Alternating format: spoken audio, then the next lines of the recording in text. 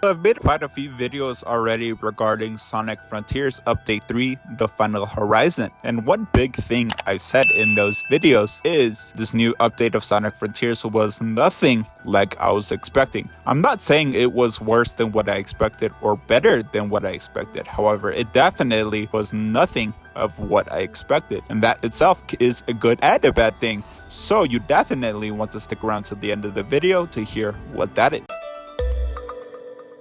So Sonic Frontiers The Final Horizon Update 3 was of course the third installment of 3 different updates we were gonna get this year, and this new update consisted of new playable characters being Amy, Tails, and Knuckles the Echidna, and I was absolutely excited about Knuckles because if you've been a supporter of the channel, you'll definitely know Knuckles is my favorite of all time. So I was super stoked about Update 3. Now, one big thing that we're talking about Update 3, we predicted that they were heavily going to echo from Sonic Adventure or even Sonic Adventure 2. And if you know Sonic Adventure, you basically had a character select wheel and you could select any character you would like to play as. If you look at their gameplay from Sonic Adventure, even Sonic Adventure 2, Knuckles the Echidna basically was a treasure hunter looking for the lost pieces of the Master Emerald. Tails was kind of the tricky one. So in Sonic Adventure 1, Tails was by himself. You could fly as Tails and you could walk just like any other character as Tails. And his gameplay was basically just Tails alone. And Sonic Adventure 2, he was strictly in a machine attacking enemies throughout a level. You couldn't walk or fly as Tails by himself. And Amy, her gameplay basically was going through a level while a enemy robot was constantly attacking you, kind of as an obstacle. For example, Pleasure Castle of Twinkle Park, which was honestly a classic. So Sonic Frontiers Update 3 definitely was not any of this. Basically was its own thing, and it looks like they were trying to do something completely brand new here in Sonic Frontiers, as I was expecting something very similar to Sonic Adventure 1 or 2, or heck even both. It was completely different. So Sonic Frontiers Update 3, everything was done in the open world island. I believe it's called Orneris or something island. I'm not too sure about how it's pronounced. This island was the entire update. To initiate the update, you literally had to go to the last island and enter a portal to engage and enable with the new update. I don't even want to say half, I would say 75% of this new update was all on the open world. As a matter of fact, I feel like we weren't even able to play as the new characters all that much. Literally doing all of the challenge towers was all done by Sonic himself. He basically told us to go find this, find that, and that is it. Transitions right back to Sonic, complete more challenges. So I really feel like we did not get that much engagement with the new characters. Nothing like I was expecting, as I said in the beginning of the video, like Sonic Adventure 1 or 2, where these characters literally had their own